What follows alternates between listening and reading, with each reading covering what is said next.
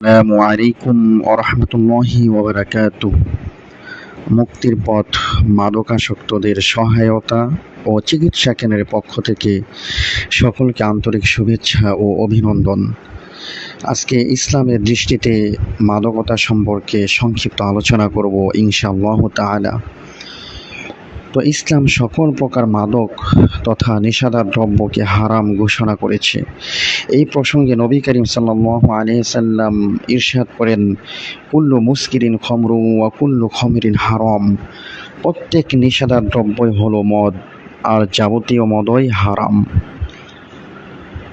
তো নবী করিম সাল্লাল্লাহু আলাইহি সাল্লাম বলেছেন, প্রত্যেক নেশাদার দ্রব্যই হলো মদ, অর্থাৎ এই নেশাদার দ্রব্য যে কোনো নামে আসুক না কেন, চাই হিরোইন নামে অথবা গাঁজা নামে বা অন্য কোনো নামে অথবা অন্য কোনো রূপে যদি আত্মপ্রকাশ করে, সব কিছু হারাম বলে বিবেচিত হবে এবং প্রত্যেক এ সকল দ্রব্য মদের বলেই বিবেচিত হবে।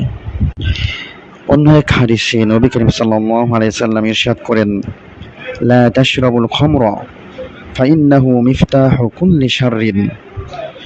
তোমরা মদ পান করো না, কেননা তা সমস্ত অপকর্মের চাবিকাঠি।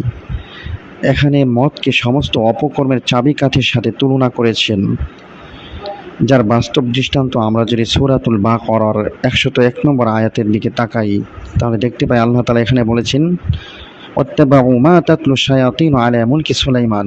এই আয়াতের শেষে আল্লাহ তাআলা বলেন, এই আয়াতের মধ্যে রয়েছে বিবাবিল হারুত ওয়া রুত।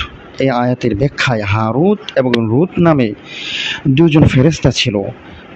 তারা আল্লাহ তাআলার কাছে বলেছিলেন যে, হে আল্লাহ, আপনি মানব জাতিকে সৃষ্টি করেছেন শুধুমাত্র আল্লাহ আপনার ইবাদত করার জন্য, অথচ তারা গুনায় লিপ্ত হচ্ছে, তারা অশ্লীল কাজে লিপ্ত হচ্ছে, তারা মাদক সেবন করছে, এরকম তারা আফসোস করতে